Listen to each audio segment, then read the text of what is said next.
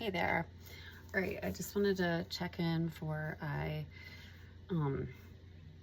start getting more things situated and file some things today. I'm super grateful to be just at a location that is just stationary for a while. I cannot keep wasting money on driving around and, hotels and cats and cars and all of this stuff. I need to list the other needs because I'm on a mission to expose that family court is creating refugees, especially primarily women and children, some men. I'm trying to meet people in person to find out everybody's backstory. This comes completely natural to me. I ran 285 Crunchy Mountain Mamas. I would drive all different places way out in the mountains, meet mamas from living in $2 million homes to average 300,000, like the house we were in, to people that were just living in poverty, but homeschooling and Christian and doing Waldorf or some kind of like homeschooling thing, but not having the resources to do it. And also like maybe coming out of really dysfunctional family systems in Park County, which coincidentally is where our play therapist came out of, and a ton of the sexual assault and child trafficking is caved through people from that community who kept climbing up the ladder to Conifer, Jefferson County, then to Denver financially. But how were they climbing out of the ladder financially? By joining the system of abusers to children. And then if you report them, it's like, they don't want that exposed. A, they don't want their money taken away. And two, they don't want it exposed that instead of healing children, they gained access to children and repeated the cycle of SAing children and grooming children. These people there's a long line of this dysfunction in this pocket area, but there's pockets all across the nation. It's in every single economic level, socioeconomic level. And I picked up on this stuff when I was young. That's why they were like, oh, she just wants to live like a hippie, whatever. I'm like, no, because I see that like the systems are super abusive and the people running them are. I saw that in my father. I saw the hypocrisy. I had trouble, well, not trouble, speaking of trouble, I would have, if my mom divorced my dad, I would have been straight into the troubled teen industry. That's also what I was trying to write in this memoir. Like, people who don't understand it, they're like, oh, see, she's got a disorder, she's disordered. No, I had symptoms of being abused by a parent. That continued on until I healed it and I became the scapegoat. If my mom actually left the abuser, instead of partnering with him to save her own life probably, or maybe some portions of her became abusive because of it, I would have been shipped off to the troubled teen industry because I was the most sensitive, the most vulnerable, the most trusting, the most in need of emotional comfort. So that's what they're trying to do to my kids. And I'm like, there's nothing wrong with them. They don't have we've disproven, it's been disproven. Chemical imbalance is not scientifically evidenced. It's not proven.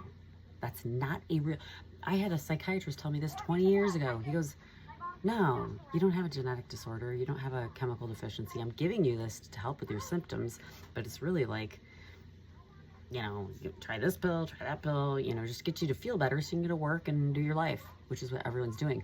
You don't actually have, he goes, otherwise it would be like testing for a bacterial infection. We would take a sample, a blood sample or, saliva sample, test, run your DNA, find out which strain was in you, which virus, like your STD tests, like which virus, which bacteria. And then we would give you the antibiotic that kills that specific strain. We would give you the, heart medication that treats that specific, lower or too high of something. He goes, but there's nothing to test because it's not real. These are all just conceptual things to behave, to get people to behave the way society has decided they want to function. But it looks good on the outside, which is makes our society very narcissistic, looks good on the outside, but guess what's going on the inside? Tons of abuse inside these family systems, inside all of our systems. It's being run by abusers, as we have seen in the Epstein files. That is just one of hundreds of men and groups and women, female traffickers. This is who they use, are the females. Come here, I'll love you, I'll be your mother, giving these girls all they need. Who knows, maybe they had an abusive mom, maybe their mom would have been unhoused and homeless like me if she stood up to the abuser. Okay, so then these trafficking madams come in and go, oh, I'll take care of you, I love you, here, I'll teach you how to massage. Just let him massage you. They just teach them how to be prostitutes, which is exactly what the mothers are saying. I won't live in a marriage that is prostitution. I won't live in a marriage that is essentially being a high-priced prostitute, trafficked by my husband who's controlling everything and is severely unhealthy. Okay, and I also don't want to abandon my kids and go work for another man in a corporation. I want to stay with my children because I study attachment, child development, education, and I know the healthiest kids and families stay together at home. All my friends that were really strong members of the 285 Crunchy Mountain Mamas left during the pandemic. They left to go group and create their own communities with their families. One of them went to Alaska, a couple went to the Carolinas, back to Texas. They dispersed to get that family safe container strong. The people who didn't have safe containers, I was left with people feuding over the vaccine. Moms who wanted to be in my group for peaceful parenting and not to learn how to not spank anymore. Moms who wanted to breastfeed, and then moms who were non-vaccinators and who were like, oh, hell no, am I taking the COVID vaccine? I'm never going to inject my kids with that. Now we got to homeschool. Now we got to restructure. And a lot of marriages dissolved because it really tested the boundary. Does your husband actually have these values? Or was he just going along to kind of just, she doesn't like doing the vaccines. I don't really care as long as she, has sex with me and does whatever I want. But if they have to be the main provider while you stay home during a pandemic to protect the children from all of this vaccination and attacks at the schools, were those really their values? Were they ready to lay down and sacrifice for the family? Mine wasn't. He went straight to the porn industry. He was selling himself on Pornhub, wanted me to do it, and then found a partner who was already doing that too. So he doesn't have those values. That's why I'm telling people, like, he has psychopathic personality where he will just mirror whoever's going to give him enough to make life easy. They were never really his values, which was like my first real wake-up call, because he acted like those were his values for 10 years. And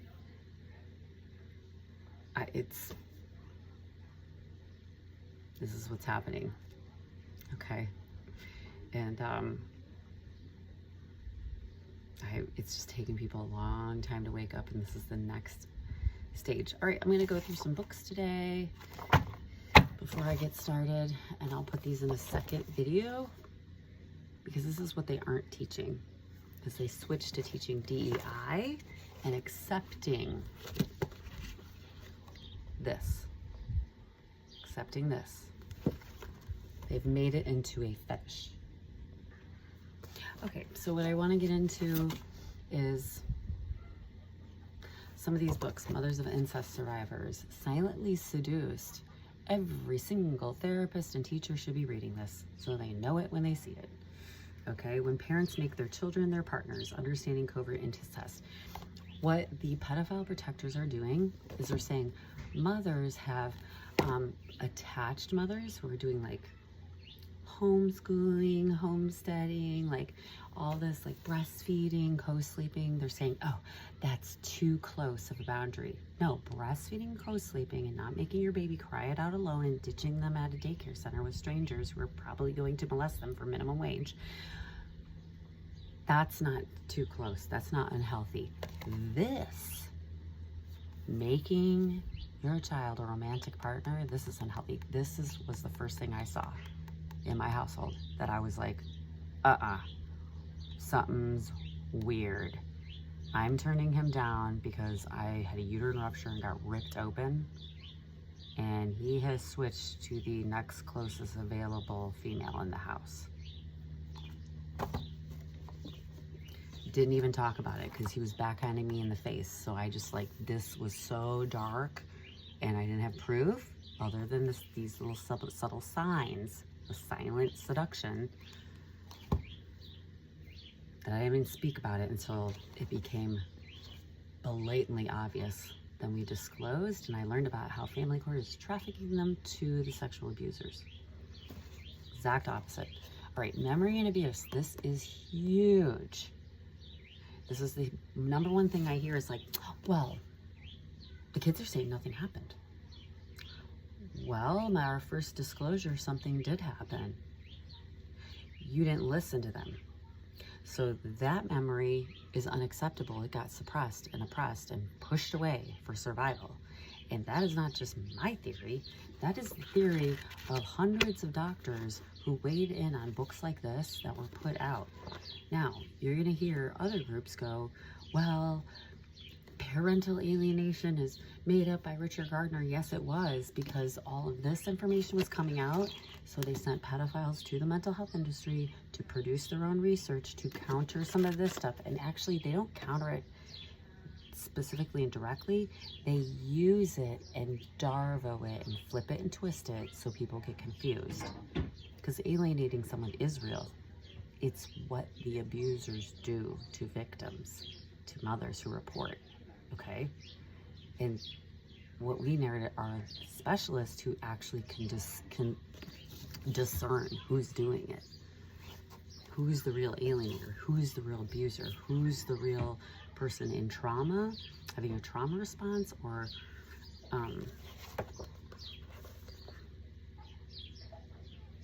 actually being abusive. So, memory and abuse. What we have, when we started coming out with this, breaking the cycle of abuse in the 80s and 90s, the whole industry, mental health industry, said, uh-oh, if we heal the root cause and all the sexual assaulters and have them in jail, we won't have any trauma to heal. So they pivoted to trauma crisis care. Well, when you have an immediate crisis and someone's been strangled and you need a team to go in, yes, you have crisis care. But you don't turn a one incident, like a one emergency room incident, into a 10-year model or a 60-year model of trauma care. And that's what happened. They saw the path of healing, identified it, and they said, well, right before we hold the abuser accountable, we're just going to stop right there and just keep talking about the trauma. Trauma-informed care, TIC. They government funded that, but they won't government fund holding the abuser accountable. What they did was they normalized it. So we know this. They've got diagrams, you know, to the healing. Letting go after you are separated from the abuser. What they're doing is they're saying, let go of it, accept it, and forcing you in contact with the abuser over and over and over again. That's 50-50 parenting. If you can't withstand it and the kids can't withstand it, they will just fully give him custody and get rid of you. And the children are alone with it. That's how the abusers fought back and came in with the father's rights movement. It wasn't about, good fathers didn't find themselves in family court battles. Okay, they didn't have to fight. they weren't, mothers weren't divorcing them. You know, and if they were, it's like, were they stay-at-home moms or were they career moms? You know, if some dad says, I was a stay-at-home dad, well, why? Did you breastfeed and carry babies? Like, that doesn't even make sense to me. There's no such thing. You're not a caregiver. You don't have a womb. Like, you didn't birth the baby. You don't breastfeed. You don't, sorry. So it's like a weird desire. But this is all about memory and abuse. Okay? So the people from the boomer generation like to say, well, babies don't remember anything from age 0 to 3 or age 0 to 7. Right away, any therapist knows that person was abused when they were a child, because people do remember. And my kids are starting to have forgotten memories in the last 18 months. Why? Well, it tells you right here why. 1, they've experienced abuse. 2, you got to understand how short-term and long-term memory works, especially during developmental stages. Stimulus, short-term memory, if it is not rehearsed and talked about over and over again, it's forgotten. So, hey, remember we went to the park, and remember that red dress you wore last Christmas? Oh my gosh, you were wearing it every day for 10 days or for 6 weeks, you know. And remember when this happened? Remember when we went to the park? So you're stimulating and going over and over. You're looking through photo albums together. You have their artwork up. You have family photos up. You're going over the memories. If you are removed from one parent and no one's rehearsing it, the children's memory is affected. It is damaged, and that memory gets suppressed and pushed aside. It's pruned, literally. It gets pruned in a developmental stage. They have studied this. The Nazis studied this. They know this. So the family court knows this already. And the abusers instinctively know this. That's how you annihilate. You erase, act like it doesn't exist, and all of a sudden the kids start acting like it too. But there's a scientific basis on stimulus rehearsal. So what they do instead is, once they have them alone and they're not stimulating the real memories, they're rehearsing their narrative of you, of a false memory, over and over and over and over again. That's a real thing.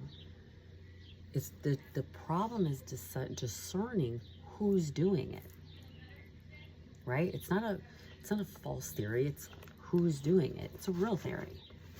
I mean, just look at the reference pages. These are all the books that support just this one book. And these are based on other studies. So it's like, this information, this is all index. This is out there, studied massively. It's not a fake theory by one man. It's one man who, so we've got traumatic memories, repression of the true self. So when your kid starts to change, it's because it's not safe to be their true self. Okay, most of them turn to drinking, right, when they get of age. And abusers love that. They're like, cool, you can drink with me, we'll be buddies. You can smoke weed with me, we'll be buddies. So that's the danger. They've also done studies on if the child is not with their same-sex parent, it affects their sexuality. That's why we have all this gender confusion, which the pedophiles created the word gender, not sexual identity, because they wanted to find a way to normalize it, but it's not normal. You're supposed to be, like, boys are supposed to be with healthy men. But if they're not with a man and they're raised only by the woman through their puberty stages, they don't go through puberty with, like, healthy support from a man. Just like girls, if girls are being raised with the father through puberty, they're gonna have a confused sexuality, an unhealthy expression of sexuality. This has been studied in the countries where they are crying it out actually unlawful, considered child abuse. That's happening. So we're not just like crazy hippies. That's happening because of the scientific studies. They're making cry it out done. It is a Nazi studied behavioral tactic to learn how to detach and shut down emotions, to create narcissistic products of the system that will be agents of compliance.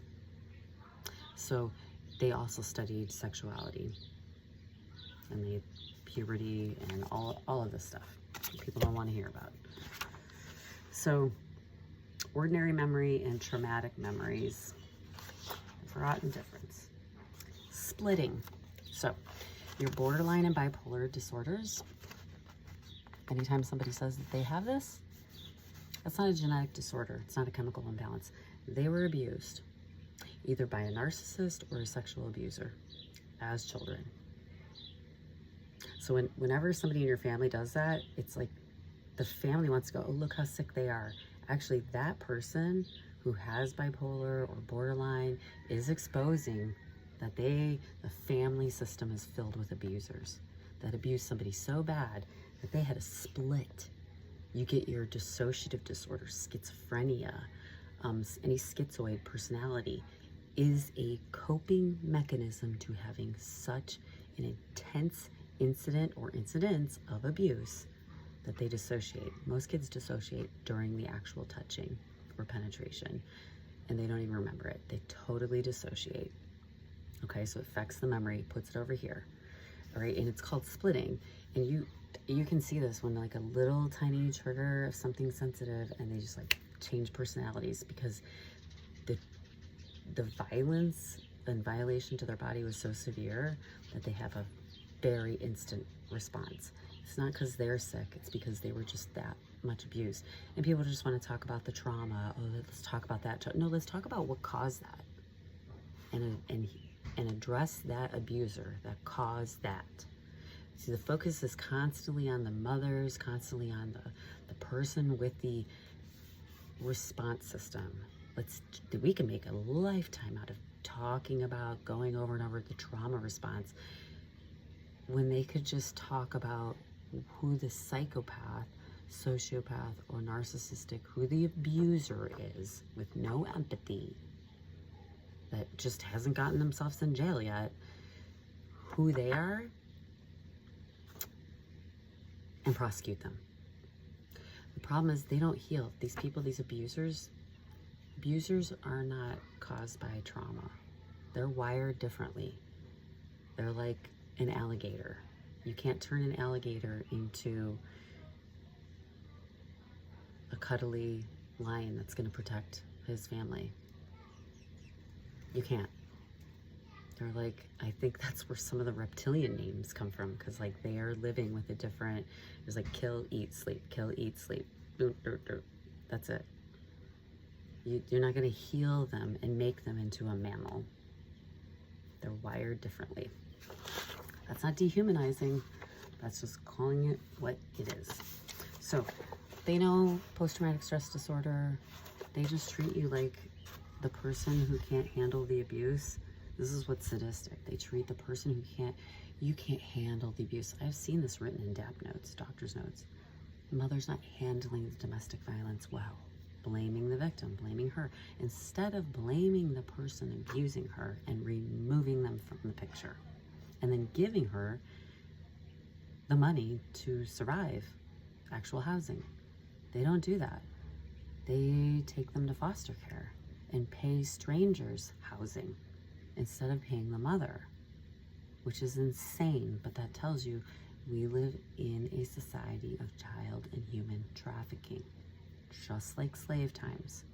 They eliminated slavery, they created and boosted foster care. We're still taking children from very loving, safe mothers who just need housing. But we are slaves on unpaid labor, child rearing, and housekeeping. And they will take your kids and pay you to do it to somebody else, which is absolutely inhumane and like archaic. Why are they still doing that? None of these nonprofits get you into housing. It's run by abusers at the top level. All right, age regression and reliving the trauma. My theory on this is that the entire BDSM sex positive community is this. They're all people that have been sexually assaulted and made it. They needed to be accepted so much that they created their own community to relive trauma. Bondage, that's what it stands for, BDSM. Bondage, dominance, sadomasochism. It's all your kink into world, and it's all the poly Because what are you doing in houses where there's incest and abuse? They're having sex with multiple people in the family. So it's poly, okay? Polygamy, polyamorous. They're teaching my 10-year-old at public school what polyamory is, okay? These are pedophiles. It all comes from sexual abuse of children. All right, so this age regression, yes, I saw it right away. My kid started sucking her thumb, doing things that we went, as an 8-year-old, that my kids learned at 2-3 years old. They were very emotionally mature and regulated in age-appropriate ways, and just went through all the stages. They wanted to annihilate that. As soon as the child has been violated, they regress. Start peeing, wetting the bed, having tantrums, things that, like, you're like, what's going on? And people go, oh, the mother's a bad mother. No, no, no. This stuff is just showing up. So why is it showing up? Well, all these people know why. All these people know why. And mandated reporters are taught this. So when the teachers and the principal told me, well, we don't see any signs of concern. Yes, you do. You ignored them. And so then the children stop talking about it because they know no one's going to listen to them. And they better adapt the narrative that's being repeated to them and being reinforced in their mind. That's behavior therapy, behavioral science. Otherwise, they're not going to get fed. They're not going to get hugs. They're not going to get that fake narcissistic love, any sense of it. And you can die from lack of comfort at any age. It's not just a baby dying from failure to thrive. It is any person. The second most largest population that dies from lack of thriving, from lack of hugs and love, is senior citizens alone in a nursing home. But it can happen to anyone along the way in narcissistic families, and children know this, so they have to align with the abuser to get any sort of comfort, because they're taking them from the safe, loving, nurturing mothers. So age regression, this is what I think all your kinks are. This is why we see all these dysfunctions that are like swooped in and said, oh, you know, child play or age regression, adults using pacifiers, all these like kinks. Oh, you're just into that kink, don't kink shame them. No, it's people who've been sexually assaulted, or age regression has made it into a fetish and are obsessing over it. And then filming it and making money off it on the porn industry, where there's more sexual abusers, okay? And they're blurring the lines so much that, you know, now they're having sex with kids, now they're having sex with their pet dog, and now they're having, while they're wearing, you know, diapers and a pacifier and saying, role playing. Okay, role playing is not healing. It is feeding into the dysfunctional trauma, okay? You don't let people with eating disorders like fetishize bones and thinness. That's unhealthy. So why are you letting people fetishize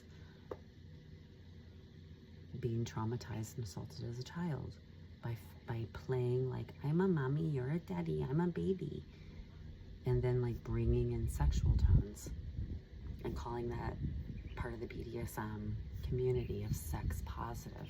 That's not sex positive, that's sex sickness. That's sex sickness. And they are bringing sex positive. They have already passed it in the public school systems. The school counselors have brought it into the schools. I know this for a fact. You have to know what to look for in what they've passed in legislation and in the school policies to see that this is what they are doing.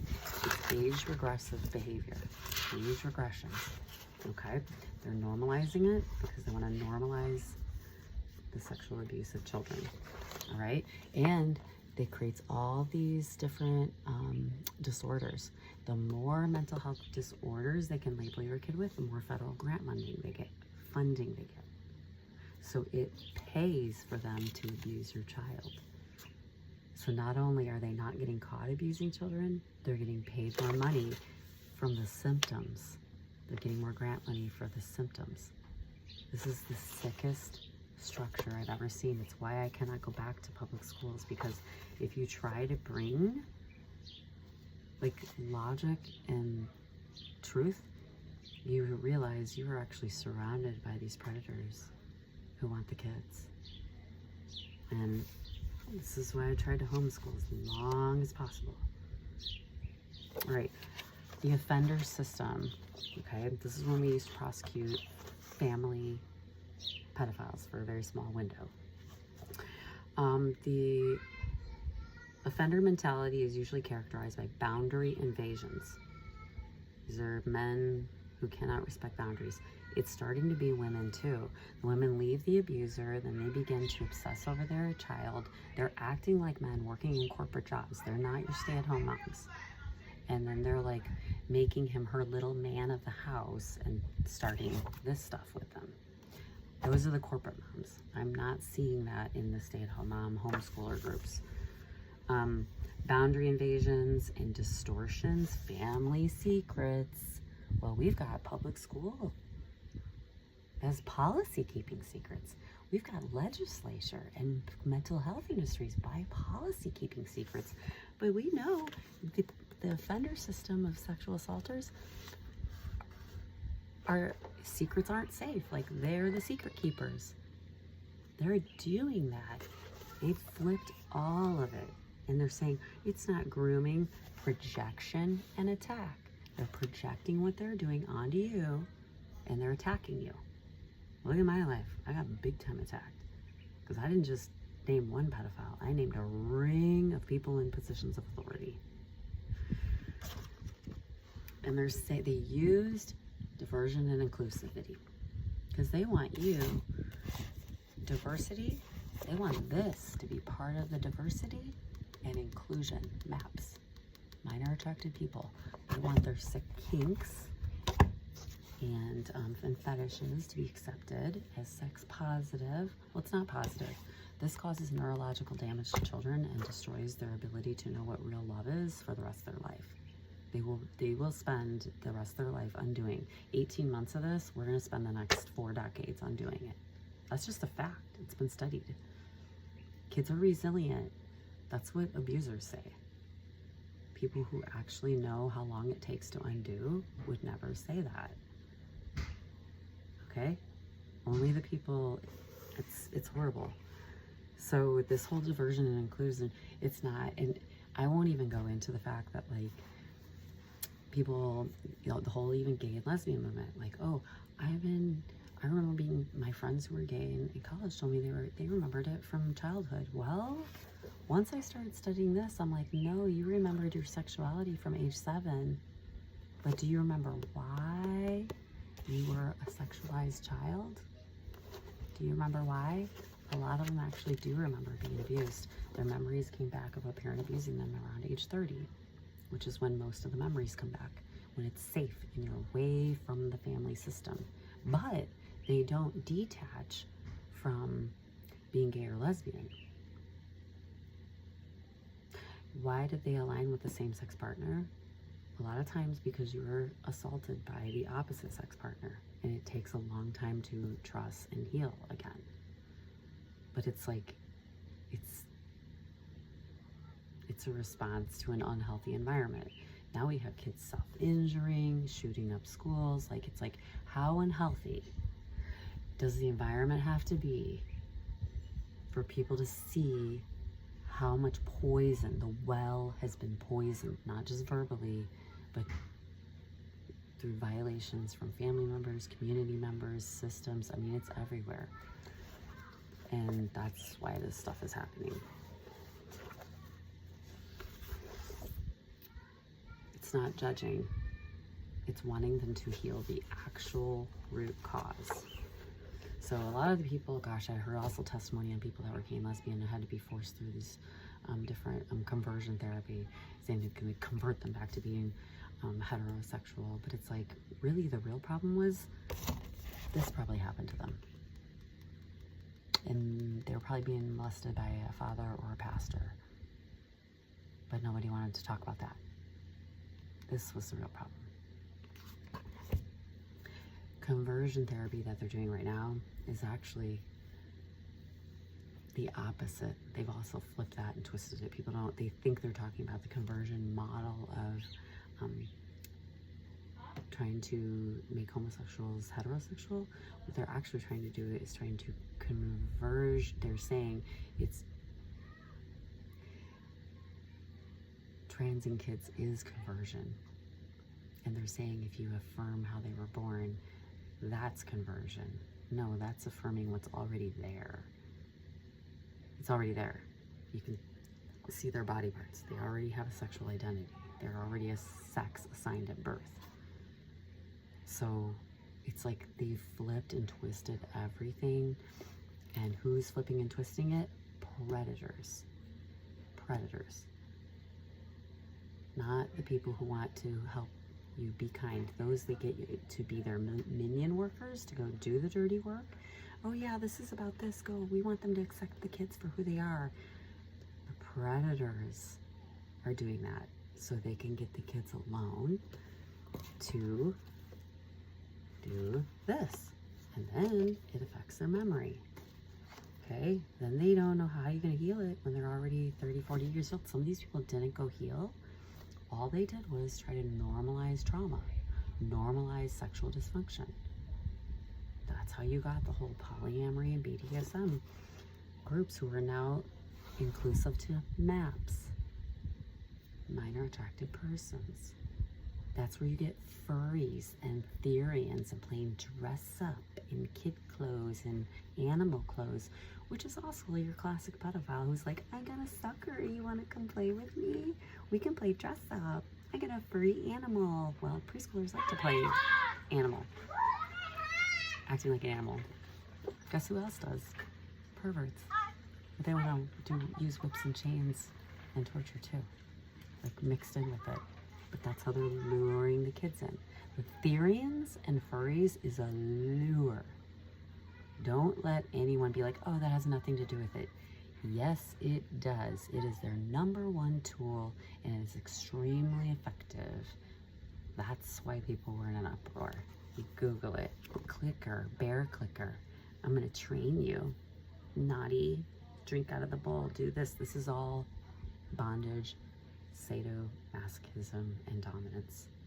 That's what it all is. And they're getting the kids to do it, which they think is hilarious because they get off on torture and causing people to suffer. Humiliation is a huge, they're like, oh, that's their kink is humiliation. I'm not into that. I'm like, it's not a kink. It's an abuser, a criminal psychopath who enjoys torturing and gets pleasure out of torturing. We call that psychopathy. In the real mental health field, we call that psychopathy. They're dangerous. They need to be removed from being anywhere near children, okay? It's not a fetish, a kink, or a lifestyle. It is a psychopathic profile that is dangerous to other humans, especially children. And these are the ones that are getting custody. And it's all, the therapists know this. Why aren't they teaching it? Because the pedophiles have infiltrated the mental health industry. Or people who are so unhealed that rather than healing, they go into the sex positive. I'm a sex positive sex therapist. And they just fester in their sexual trauma and normalize it and teach it to children alone, because they lower the age of mental health consent to 12. So they really are normalizing it. And they do want to have sex with your 12-year-old, 13-year-old, 14-year-old, 15-year-old, 16-year-old. And they also want to prostitute them, which is why they're trying to legalize prostitution in brothels in Colorado. So these are the real issues, people. I'm so sorry. Please do not shoot the messenger. They've already unhoused me and tried to smear my whole career. This book came from the internship that was, I won't even show it all. It's like, it was in this location. On day 3, they realized I wasn't one of them. And I told the child abuse investigator, hey, I'm interning at this place. Like, you need to report this. And then he called those people who called, and I realized just how big this network protecting sex offenders and criminals in Colorado is. They are the head of every clinic you think is there to stop it. Law enforcement, sexual assault, children's, Ralston House, like places like that are you're supposed to report and do forensic interviews with. They've infiltrated every single field. Schools, therapy. The only therapists that don't realize this is happening are your substance abuse. I had a couple really good substance abuse therapists who went to go work at substance abuse places, and they were like, what do you mean? I'm helping people adults who were sexually assaulted as children, and that's why they went and were abusing substances for so long. What do you mean? That when you report in family court, they're giving it to the abuser. It's going to cost them 30 years of substance abuse. I'm like, yep, that's what's happening. And they are just like, so I know how to find a good therapist too as an adult, because I went through the low grade ones when I was just learning in my 20s about dysfunctional family systems and how to quit drinking as a teenager. But then I knew how to like vet the higher level ones that could actually teach me about these more complex issues and psychopathy and sociopathy and sexual assault and like all this, and try to understand if we know all of this, if we know all of this for decades, why isn't family court abiding by the scientific evidence and preventing ACEs? Because they're a crime organization. Family court is a crime organization that is pro-pedophilia, pro-pornography. Okay? And they are creating American refugees like me. So why are all the helpers sending money to third world countries, refugees, when we have a whole nation full of them created by family court right now? American family court refugees. Why? Because we have a system covering up this by calling it sex positive counseling. That's in play therapy, schools, law enforcement, family courts, everywhere, in university trainings. It causes lifelong neurological damage. That's why you have all your nervous system disorders like ADHD, autistic. They've broadened autism. It's nervous system damage. What damages nervous systems? Actual poisoning from a substance being injected into you, or a violation to your sexual organs. Autism, or this. ADHD, or maybe it was this. Okay? It's a big dupe. Big, huge dupe. All right, these were in mine for my little girls. I've had these laminated for so long. To Mommy, open it. Well, Merry Christmas, and I hope you like the present. I told them the biggest present was presents with each other. They've taken 2 Christmases from us, 2 birthdays, end of the year, all of our like milestones, end of the year, first day of school. They've taken it all from us. So we'll get, there's some of it you can never get back, but we'll get each other's presents back. Sending you love. Be brave. And bravery is facing the truth, not suppressing it. That's another word that the abusers are misusing in the mental health industry. They're calling it be brave, be resilient, bravery counseling. No, the real bravery is telling the truth. I love you all.